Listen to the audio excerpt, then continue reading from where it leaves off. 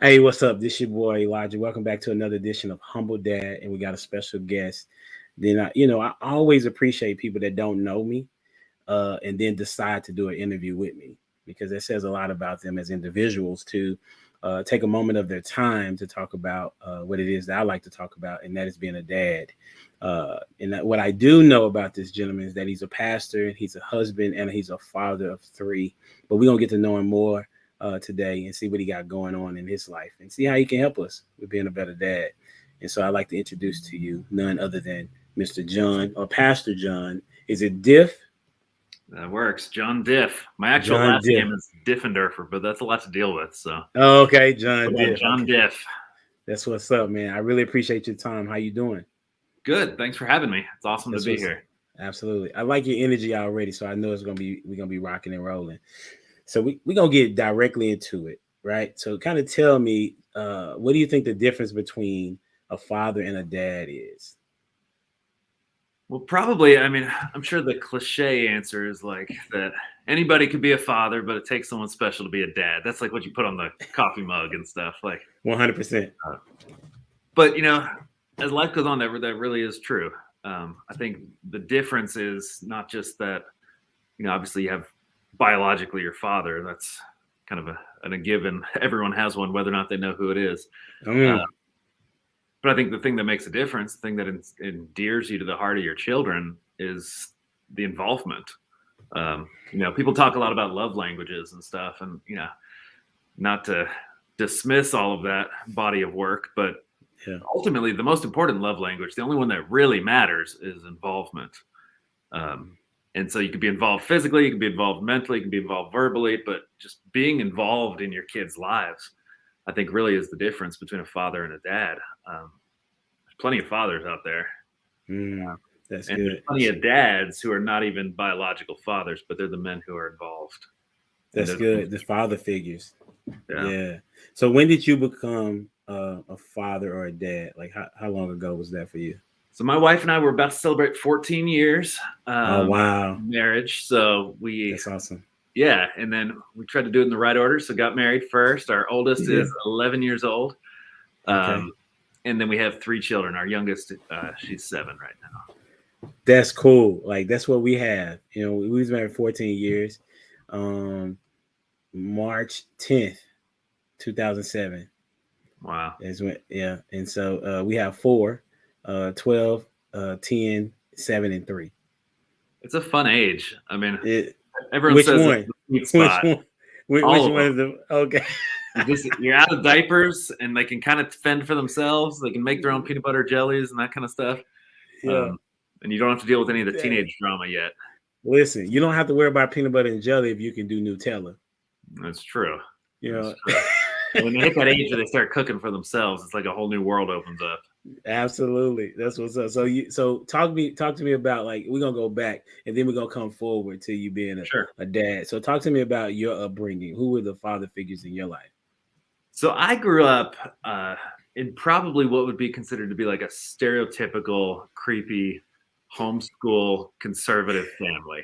You was Like homeschooled, I okay, was homeschooled. That explains a lot of my eccentricities. But the okay, uh, but the way that works, so I had 8 brothers and sisters. Altogether, there were 7 boys, 2 girls. We were all like 2 years apart down the line. Very, very close family. yeah, Homeschooled, the whole 9 yards. Back yeah. like in the 80s and stuff when it was illegal. Well, it wasn't illegal, but it It was wasn't frowned legal. upon for sure. Yeah, like So it I mean, felt all that fun illegal. stuff.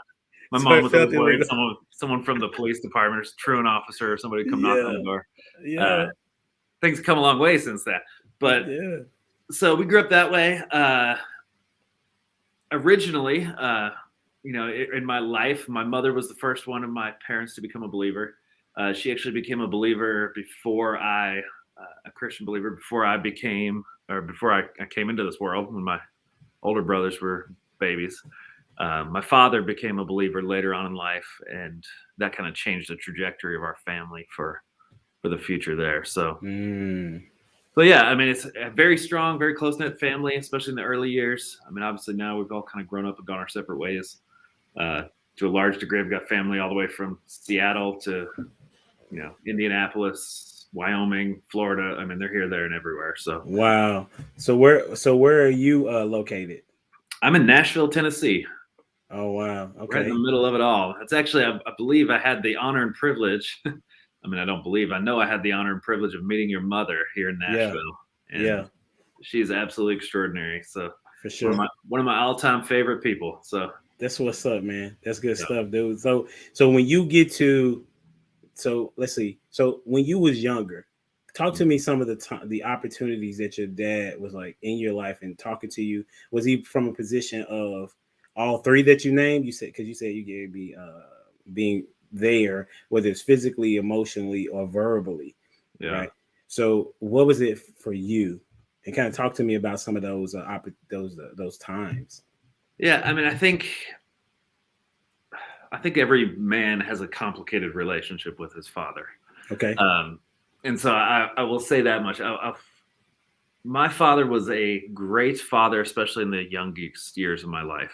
Okay. Very attentive, very hands-on when he was able. I mean, obviously worked a full-time job, did all the things dad was supposed to do in the 80s and 90s.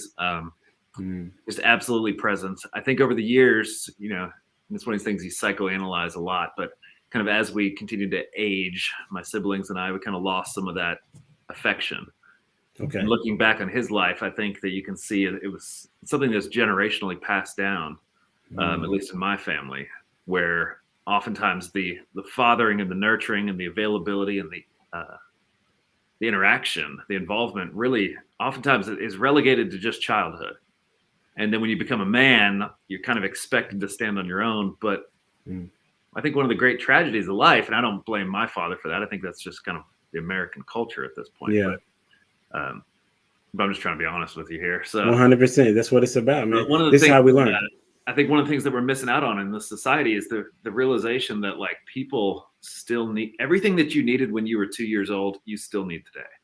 You Mm. still need affirmation. You still need reinforcement. You still need guidance. You still need acceptance. You still need love. You still need somebody to be proud of you, like all the Yeah. basics. Yeah. And I think as we get older, it gets harder for us to feel like we can still say those things to our children without it being. Mm. Um, Mm. so I mean, I'm very blessed. Had a wonderful childhood. Great parents on both sides. Um, but yeah, I mean, So it definitely changes over time. I think you learn from the good things your parents did, and you hopefully everybody looks at their parents and finds ways that they can improve for the next generation. So for sure. That's what's up. So what was the best advice or some of the top three words of encouragement or wisdom that you can remember that your dad gave you? my father was always, and still to this day, is very performance oriented, I would say. So, Okay. and probably a lot of dads are that way. I think it's kind of from that era, Okay. Yeah. the baby boomer era. They kind of, emphasized hitting certain metrics, getting good grades, doing a good job, being a good employee, being a good citizen, being a good Mm. neighbor, Yeah. those sorts Yeah. of things. But I do think that just in the midst of all that, one of the metrics that I think to his credit that my father gave me um, was he always valued family highly. Okay. And understanding that, especially when we were all a nuclear household, um, growing up and stuff, there was a very strong sense that like this was our family. Our family had certain values. Our family had certain standards, and we had each other's backs. Um, Mm. Rather than just being a hyper individualistic uh, kind of approach to each person being every man for himself. Our Right. family maybe it's just a product of having a household with 11 people in it. Mom and dad and 9 kids. You kind of have to have Man. that like communal aspect to everything. Yeah. But I think that's probably above and beyond. That's probably the biggest takeaway that he gave me. But of course, there was also spiritual lessons. There's all sorts of just life skills, financial stuff, relationship stuff that you learn from your father one way or another. So Yeah. What was so where are you in the order of I have nine? 2 older brothers, and the rest fall after. So I'm the third oldest. Okay. So were you how much you said every 2 years. So were you allowed to be of a disciplinarian to any of your siblings? Yeah. Like how did that work? Yeah. One thing people that I don't know if people are aware of this that much because they're in a whole lot of large families, but when you're in a big family, the older children tend to sort of raise the youngers to a certain Yeah. extent, and not that the Right. parents aren't involved, but I know what you mean. yeah, but it's definitely different than if you were on the front end of the breeding spectrum. So Yeah. But yeah, so I mean, all that kind of stuff, being involved, and really, it's kind of an interesting experience because if you asked my siblings what their experience was, especially my Yeah. younger siblings, I've got a brother who's 22, just got married, um, Congratulations. and if you asked him about his childhood and how he learned things and the lessons he learned, and like that kind of stuff, he would have a different answer than probably me and my older two brothers would. Yeah. Just by virtue of the fact that there was so many more dynamics and personalities in the household at the time. So. Okay, that's what's up. So when you got to high school, so did you get to go to college? What did you do after high school? I guess that's I did go to college. I went to university down near Chattanooga, Tennessee.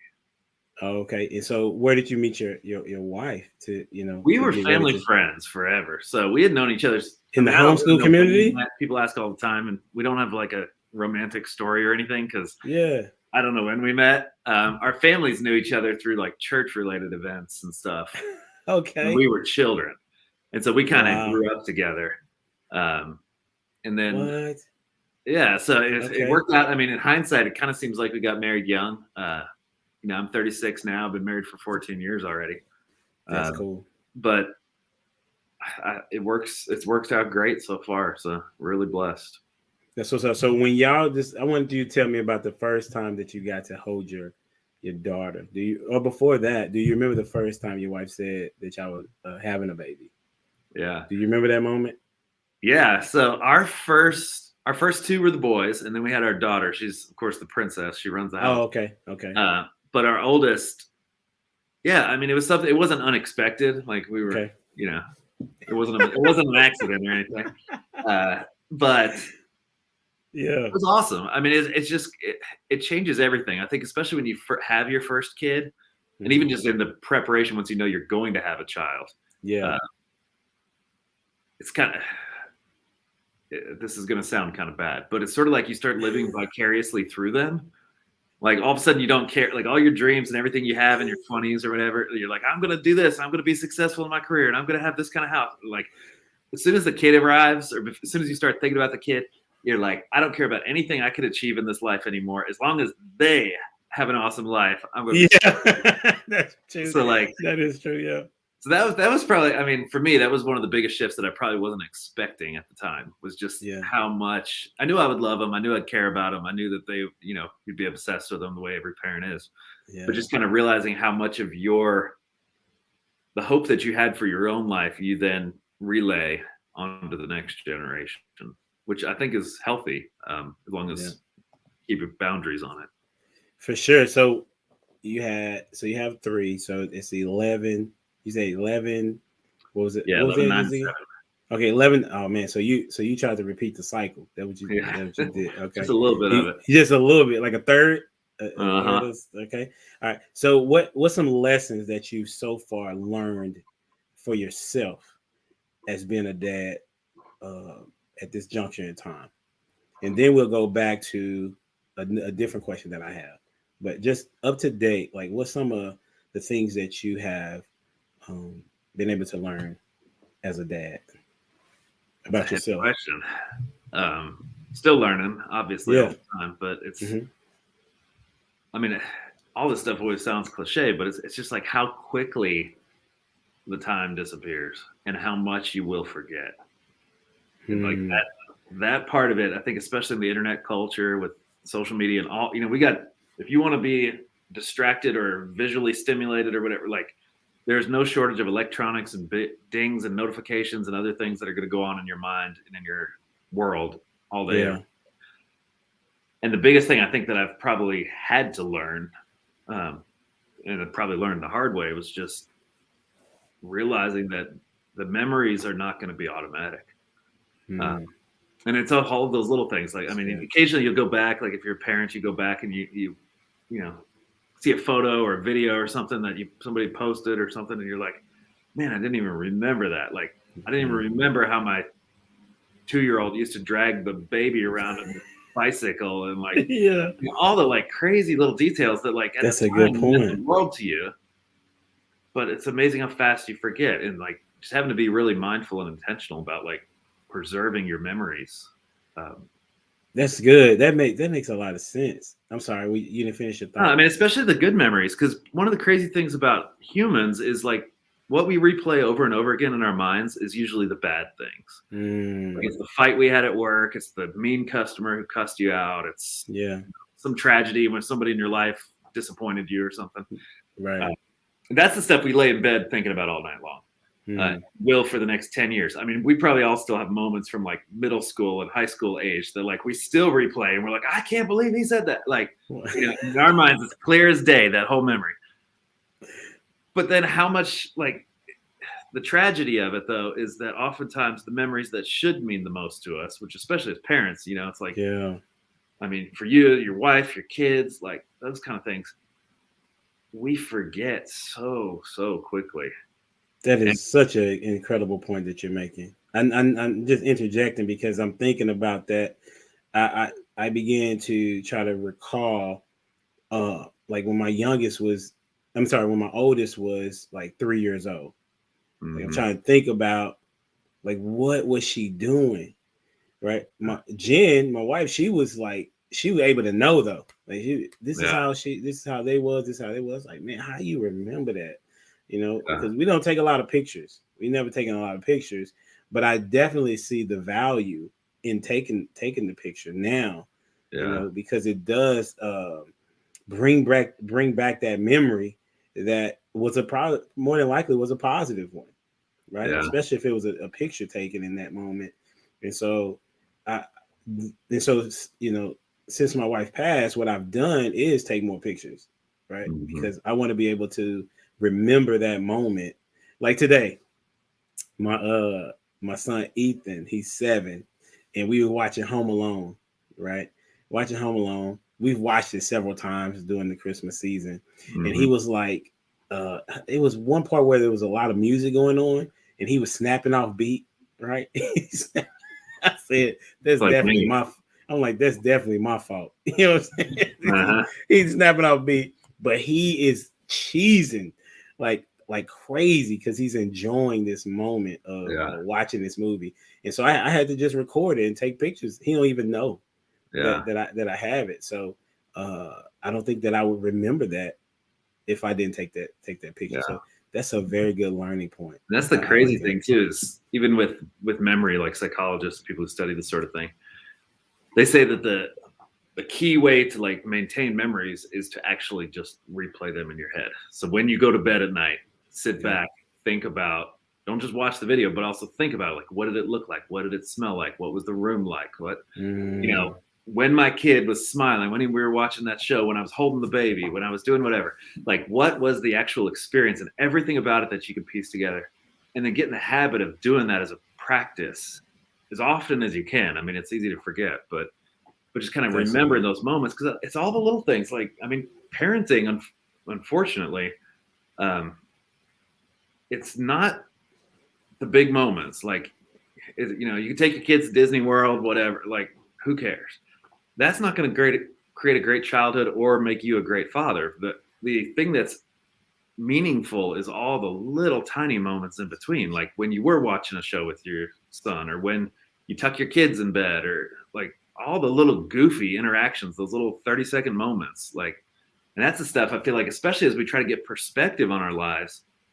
Like, there's a lot of people who look back on their childhoods or their a former marriage or relationship or something, and all that they are able to see is the negative side of Mm-hmm. it. And it's hard when you talk to somebody because you're like, as a third party, I can look at your relationship or your family or whatever, and I can be like, y'all used to love each other. Like, y'all used to be hilarious together. Like, Yeah. y'all used to be the life of the party together, and everybody else remembers that. But if all that you've dwelt on for the last, you know, 5-10 years or whatever is just those negative emotions, which are going to come natural, Mm-hmm.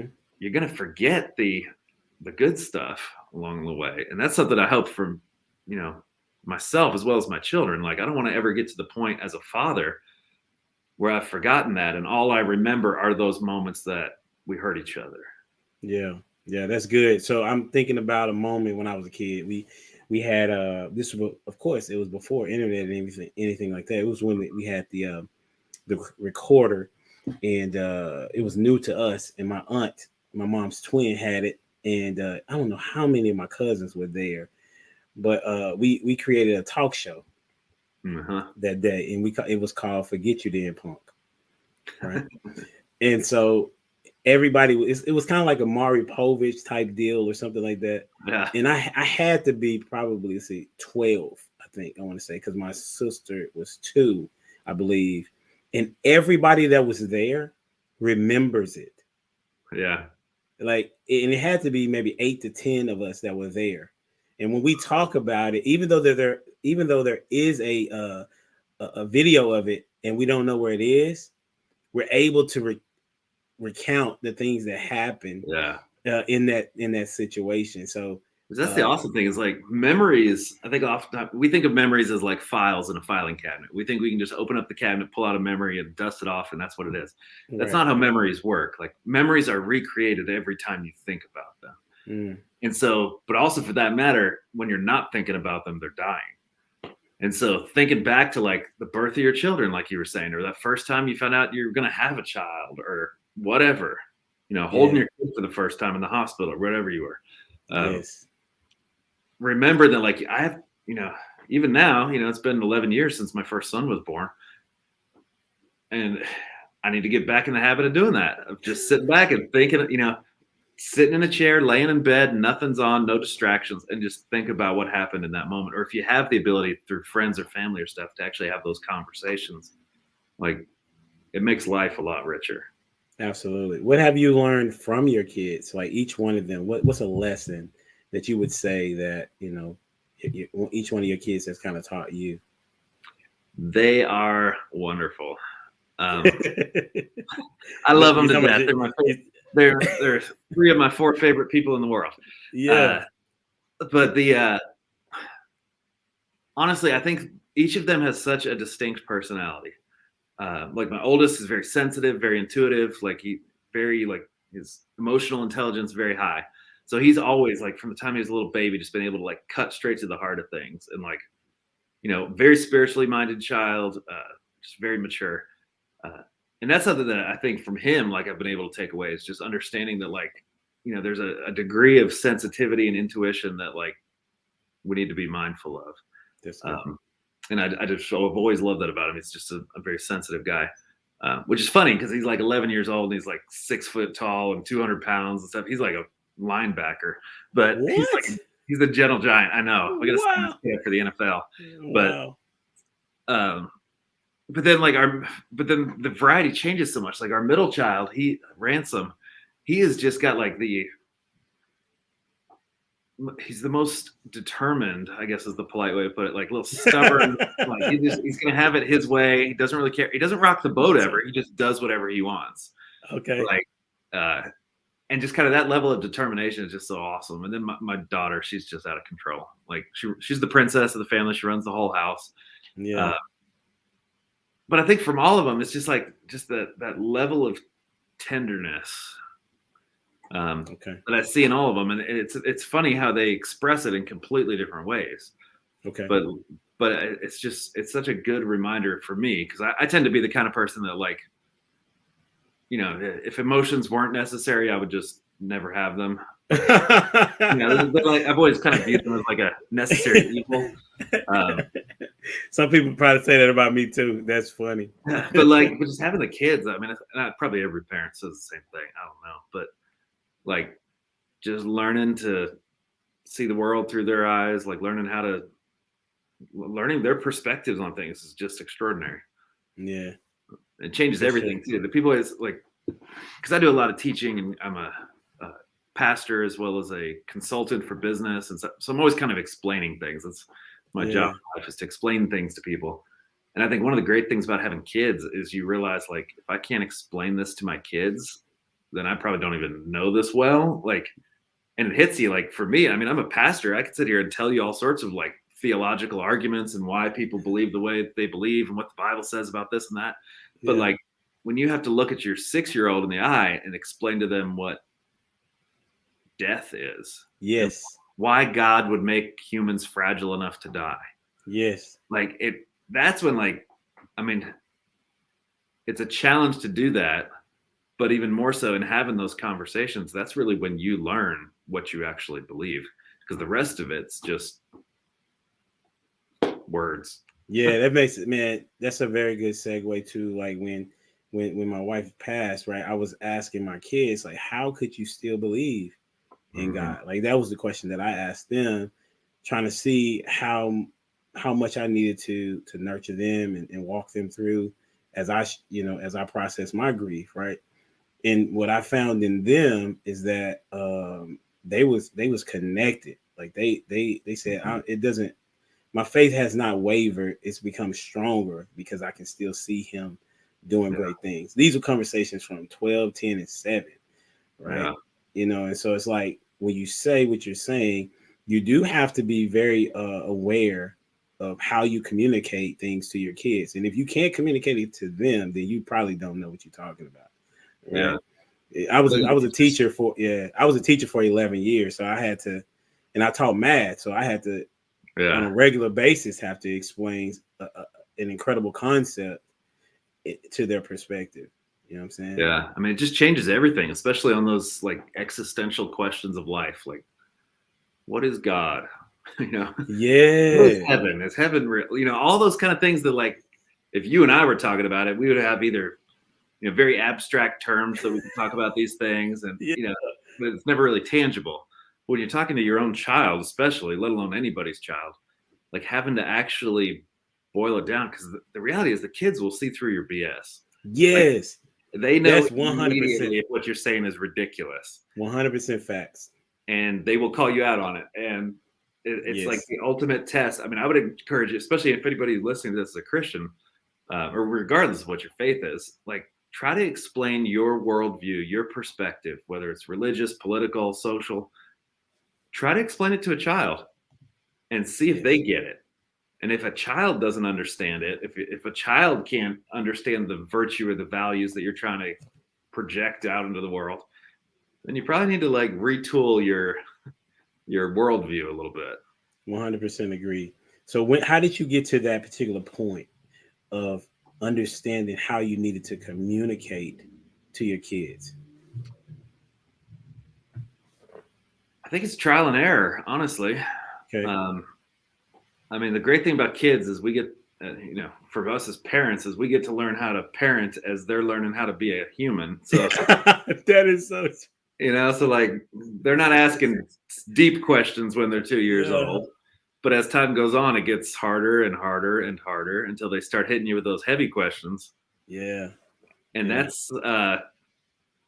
that's the challenge. I think is just remaining flexible enough and humble enough. Honestly, in a lot of cases, I've had to go to my kids and just be like, I don't know. Like, I'm not sure why this is. Like, you try to explain stuff like, why did Tell me somebody about that. Like, I want to go there. What was it? What was an I don't know moment for you?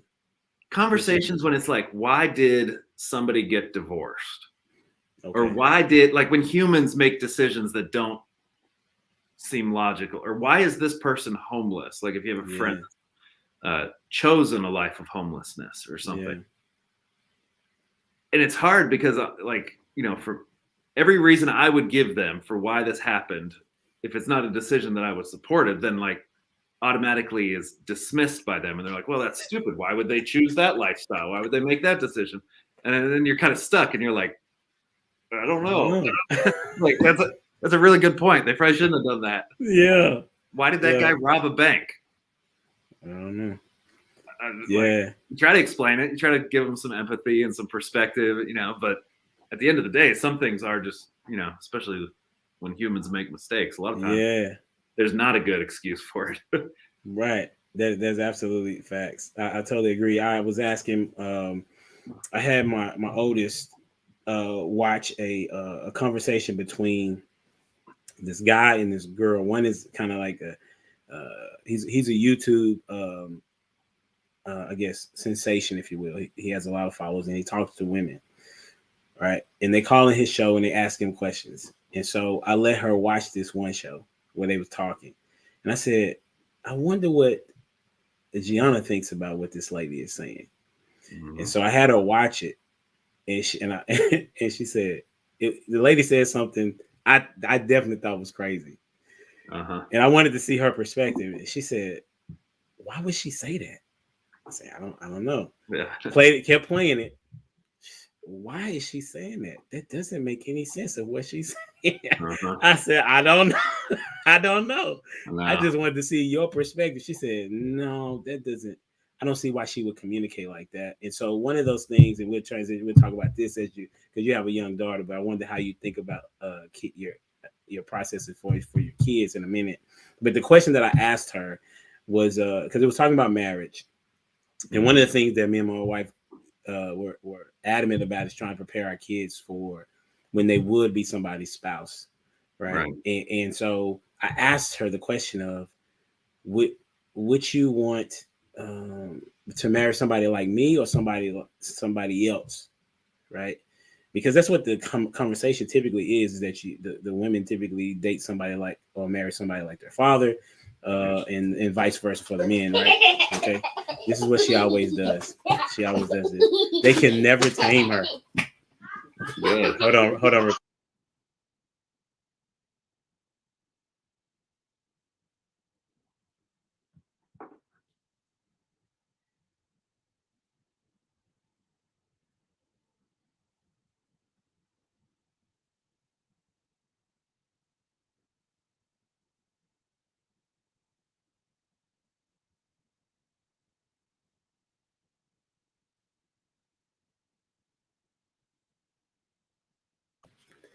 Every episode, bro. Good. It's been like that for the past 3 weeks, and my my oldest be upset. They be like, I tried. I said, I know you did. She's 3. Like, I know. If it wasn't for them, we wouldn't be here anyway. Exactly. It's your Exactly. credentials. Yeah. So I told her, I mean, she is that's Gianna. She hates not fulfilling her task. And so and so I told her that it's okay. So I have to continue to let her know that. And so she told me that she wants somebody similar to me. I said, why? She said, because you're a nice guy. I have never heard nobody say that I'm a nice guy. And Wow. so for her to live inside my house, right, and feel that way, I was very appreciative. And I asked her why. And she said, because if she wants to be able to live in peace in her house, right? So those are some of the conversations that we have. So have you had any of those type of conversations with your kids about what it would look like being married? We've not Or how crossed y'all that not in okay, depth or yet. even okay, or even how would you say that you're preparing them to be somebody's spouse? Yeah. I mean, that's definitely something we talk about and think about a lot, but and ultimately, I mean, I think it's probably like what most people would say, it's just trying to model the best you can, trying to have a good example. And I think even statistically, you see, kids that come from homes with spousal abuse and violence in the home and stuff, they're more likely to experience that themselves. If people see their parents being disrespectful to one another, they're more likely to tolerate that in their own relationships. And I think it's really important as parents just to try to make sure that my wife and I are solid. Yeah. It doesn't mean we're always perfect. I think, should be the first to agree with that. But but honestly, the best thing I could give my kids is for them to know that their mother and father loved each other. And trying to show them what a healthy marriage looks like, and trying to show them what forgiveness looks like, and trying to show them what humility looks like, and trying to show them all those things that hopefully they will want in their own marriages eventually. Yeah. But because I mean, I can sit here and give them a lecture, and maybe when they're teenagers we will. But ultimately, it's like whatever we normalize is probably what they're going to continue. That's good. And so if they grow up in a household where we're yelling at each other and cussing at each other, and just being disrespectful or other things to each other, I don't want them to ever think that that's normal. So trying to make sure that, and not just what we do in front of them, but also behind closed doors, that kids can smell a hypocrite. So if you're just faking it because the kids are in the room, they know. The kids hear a lot more than you think they will, and they can sense a lot more than you ever. I mean, think about your own parents. You knew a lot more than probably your parents thought that you knew about what was going on. And so just doing the best thing you can. I mean, I think for us, that's kind of where we are now. Granted, our kids are very young. Yeah.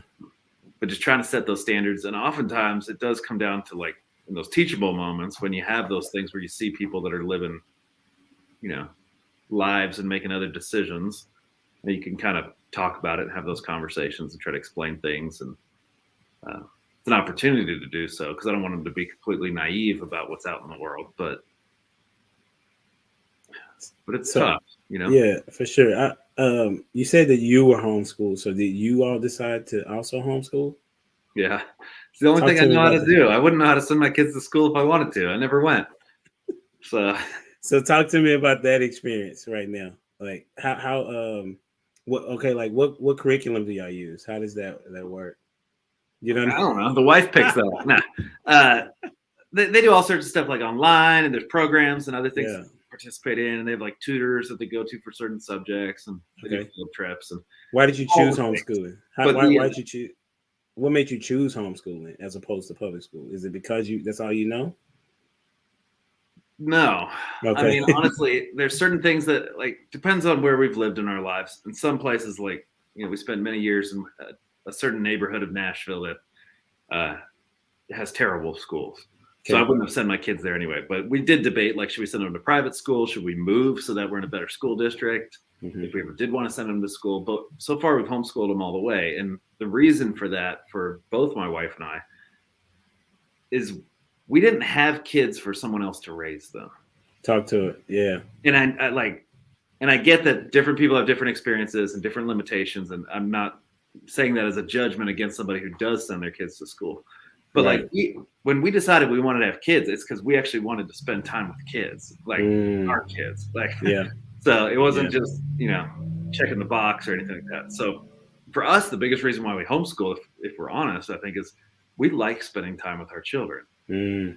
We actually enjoy being home. And for us, I mean, it probably gets weird, but like, I have a job, but 9 hours out of 10, if I'm not in a meeting or traveling for business, I work from home.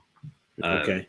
So we homeschool. We do, on the weekends, we pastor a church together as a family. Like, it's something that we do all of our lives pretty much together. That's good. To the point where even if we're gone, if either of us is gone from the house for a couple hours or, Feels weird. yeah, it feels like I've been gone Feels- for a whole week if I've gone for 3 hours. Like, Mhm. it's the weirdest thing. It hasn't always been that way. For a long time, I had a corporate job and was working out in a big office, doing the whole 8 to 6 kind of schedule thing with the commute and all that. But over the last several years, I've been blessed to be able to kind of restructure our family life to be together. Yeah. With that, I mean, we travel all the time. We're always doing something crazy in the world, but like, but it's just awesome because like these are moments we're never going to get back. The kids are, they're already halfway through their childhoods. Yeah. So what has that done for you? It's probably a rhetorical question, maybe, but what have you seen? What differences have you seen with you being in the house full time, so to speak, versus you being outside of the house at an extended period of time? Now, one thing I've noticed, and I guess sociologists and psychologists and stuff will probably debate this forever. I don't know if it's a good thing or a bad thing, but in our household, in the time since I've started my own business and been working exclusively for myself during the week, and been home, is between my wife and I, like all of our roles are blended. And I think you see a lot of families nowadays, which to me is different because like growing up, like I maybe it happened, but I have no memory of my father ever doing a load of laundry. Like, I have no memory of like certain household tasks. I've had no memory of my mother ever mowing the grass. Like, there were men's jobs and women's jobs, and dad had his responsibilities and mom had her responsibilities. And, dad had his garage and mom had her kitchen and like, that kind of stuff. And even though we all lived in one big happy family, everything was very relegated to very specific roles. Like, because of the way our family's been for the last 6 years now, where we're just here, everything is blurred. Like, as far as, I mean, even all the domestic chores, everything like that. Like, there's probably some predispositions. Like, I probably cook 9 out of the 10 meals around here, but my wife does. If someone's gonna make a bed, it's probably gonna be her. But in general, like the kids see all of us doing everything as a unit.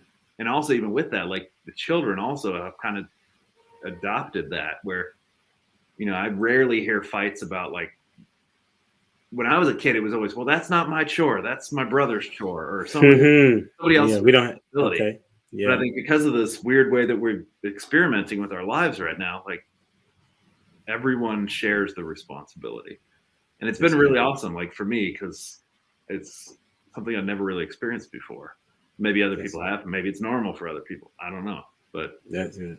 But Yeah, it's really, I think that's especially good. from like trying to lead a family, I think it's good for, and it's been good for my children to see that like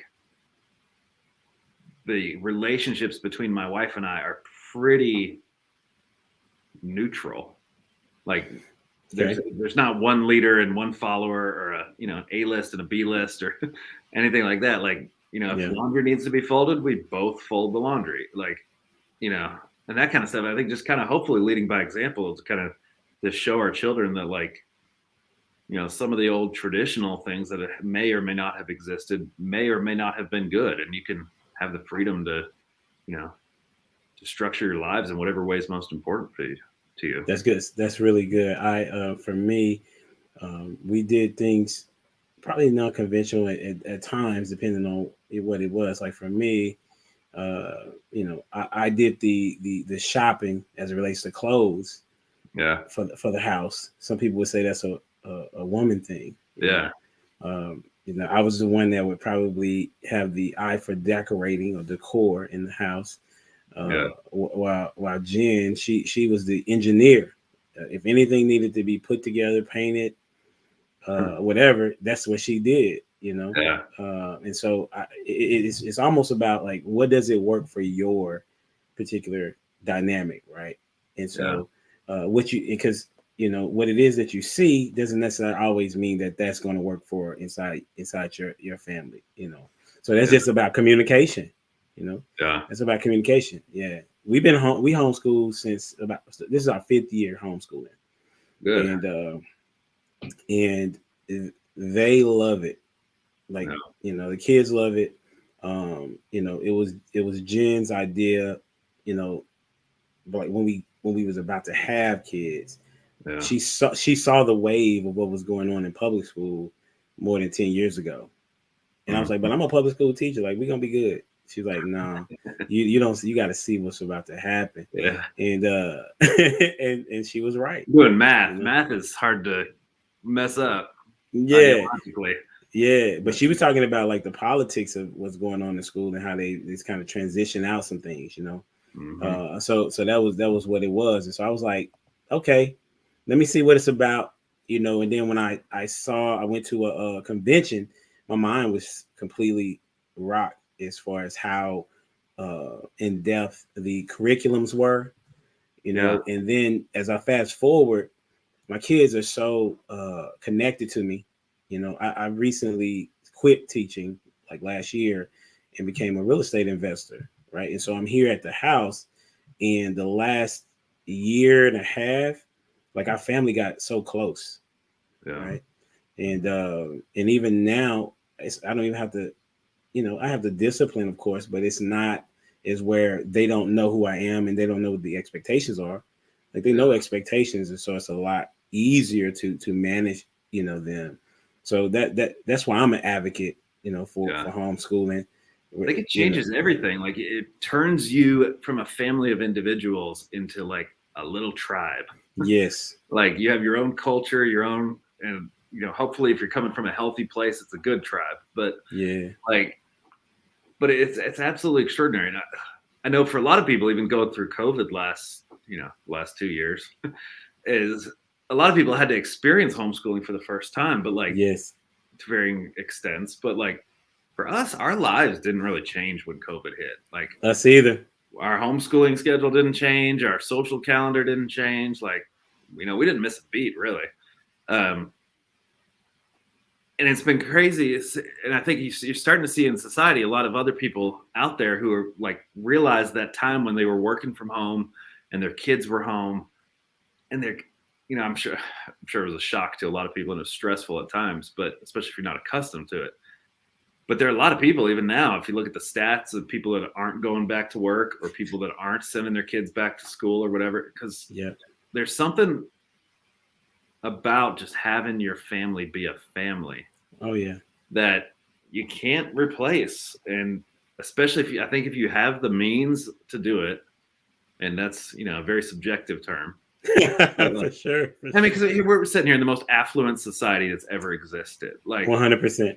Like we could do anything if we wanted to, but but if you have the ability to, and it's something that's on your heart, like I would encourage anybody who's watching this to like try it. Try for a week, try for a month, try for a year. Like you can always send them back to school. Life's long. You can always go back to school later. Absolutely. And the craziest thing about homeschooling too, that I think is like people who like, I was homeschooled my whole life, got full ride academic scholarships. When I got to college, like, I had a great education and I was homeschooled. And you're not socially awkward. Just a little bit, but who isn't? Yeah, I know. So, I mean, I've always had tons of friends. I was always socialized. Like, all the stuff that people complain about has never been an issue. Anybody who actually homeschools, that's not an issue. That's just what people say when they don't know what they're talking about. But but the thing about all that stuff that you realize is like, we have an elementary school right outside our house here, just around the corner. And you see these cars lined up every morning and every afternoon. Parents lined up to pick up their kids, parents lined up to drop them off. Like, you realize how much time is wasted. Those parents just sitting there picking up their kids, they got to come up half hour early, stay an hour in this pickup line or whatever. Like, it's ridiculous. The kids are at school from 8 a.m. till 3 p.m. or longer in some cases. Like, I was homeschooled my entire run until I got to college. In high school, like, we did school 1 day a week, like, and I still got straight A's. Like, I mean, we weren't, I don't know if I'm supposed to promote that, but what are they going to do? Arrest me? Like, have to come get me. Yeah.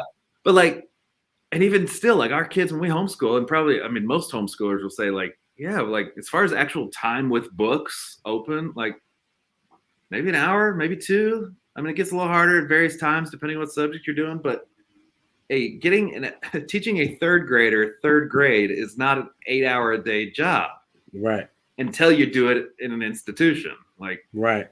Then passing out a piece of paper takes 15 minutes. Like, don't you know what I know? And so like, there's just so much stuff that I think people don't realize that if you did consider it or if you tried it, it gives you so much extra freedom. Like, I mean, it's a one-on-one tutoring session.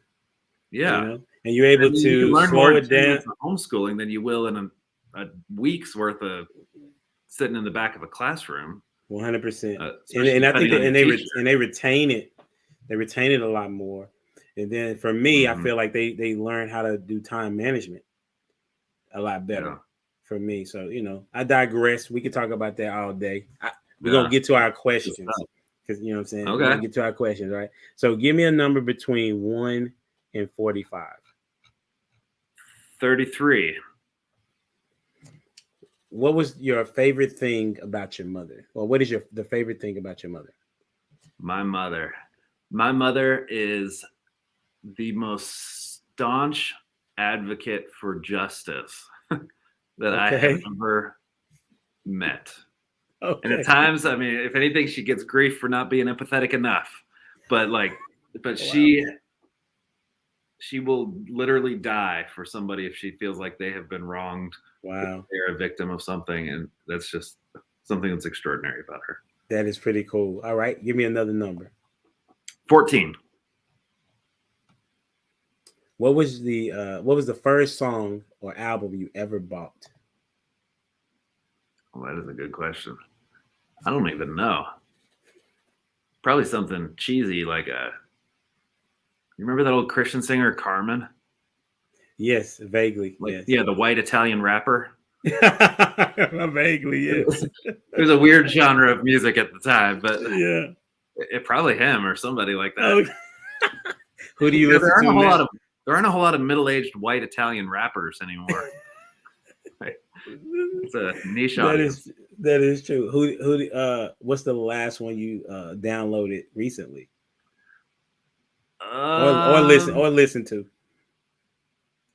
I mean, I'll be honest. Pretty much the only album I feel like I've been listening to for the last year is CeCe Winans' newest album. I don't know if you've heard it. No, I haven't heard the whole album. Amazing. It Every has track to be. is flawless.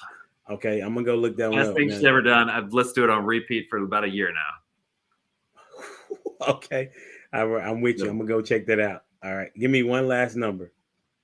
9. What is your favorite movie? My favorite movie. That's a good question. I don't know what I can say on the air here. I got to keep up appearances. You're fine. You can say whatever you want to say. I mean, honestly, as far as just like a fun movie, I always enjoyed all the Tarantino films, like Kill Bill and all that kind of stuff. Okay. Yeah. They're trash. They may say pastors can't watch that type of stuff. Yeah. I repent in advance for all the language and everything that's in there, but they are phenomenal. For sure. All right. I appreciate you answering those questions. We got two last questions for the evening. Really have enjoyed this. I hope that people go like, share, comment, subscribe to the channel, and then definitely watch this one on repeat. This was been really dope. So second to last question is, which TV dad would you say that you have similar characteristics with, now, past or present? I would hope it was Carl Winslow. Because really, why? He was not. He was the best. Okay. I will fight you on that. That's fine. I'm not gonna do that here. The channel is not for that right now. He was a police officer. Loved his family. Worked hard. Listen, we recently watched 6 seasons. Really? Of it, and in my defense, I haven't seen it since I was like 10. Right. So that's what I'm saying. We rewatched it this year, because I would have said Carl Winslow, but as of recently. But anyway, it's yours. So did it not age well? No, he was probably he was the butt of mostly every joke. Yeah. Well, that's me. That fit. Okay, then we'll live with that. For sure, that's what's up. Okay, and so Carl Winslow, why? He was my favorite. It was my favorite show growing up. He was just the best. He was kind. He was nice. Seemed like he always loved his family. I mean, I don't know. I'm gonna have to go back. No, he did love his family, 100%. He was a family guy. He did love his family. Yeah, in my mind, especially because I grew up like I said, very like homeschooled, sheltered, like the whole 9 yards. Yeah. And in my mind, that was like the all-American family. My mind too. It's how I rewatched it. I just always thought that was like the perfect family. Like, I knew they were weird and had jokes and stuff, but it's okay. It's cool. It's just funny because I've seen it recently. Now, if I had not watched it, I was like, oh, okay, yeah, that makes sense. I can see that. But when you're a kid, you see things differently when you're an adult. You know what I'm saying? So okay. Yeah. Last question. How would you like to be remembered by your kids? What would you want them to say about you? That I tried. What do you mean by that? Just that they made an effort to make their lives better, to make our lives better, like help our community. I think there's a lot of people out there who just don't give a damn. And I hope that would not be written on my tombstone. Yeah. And so I know I'm not always doing everything well. I know I fail at a lot of things, but I hope they at least see that I tried. That's phenomenal. If they see an effort, then they would say that if they said that you tried, then they would know that it was your best effort. Right. Yeah. That's really good. Well, I really appreciate this. This has been phenomenal. You have the last word, tell people where they can reach you, and then, tell them whatever else you want the people to hear from you. Sure. If anybody's in the Nashville area, our church is Mercy Collective. You can go to mercycollective.org. My personal website where I do blogging and I write books and stuff is johndiff.com. Otherwise, I would just say smash that subscribe button, as everybody says. Follow the Humble Dad podcast. And it's just been great to be here. I appreciate the opportunity. I appreciate it, man. It's been really phenomenal, 100%. I'm going to have to chop some of these bits up and put them out. Right. I appreciate your time, man. You have an incredible night and weekend and Christmas and New Year and all that jazz. Thank you. Well, until next time, we out here. Deuces.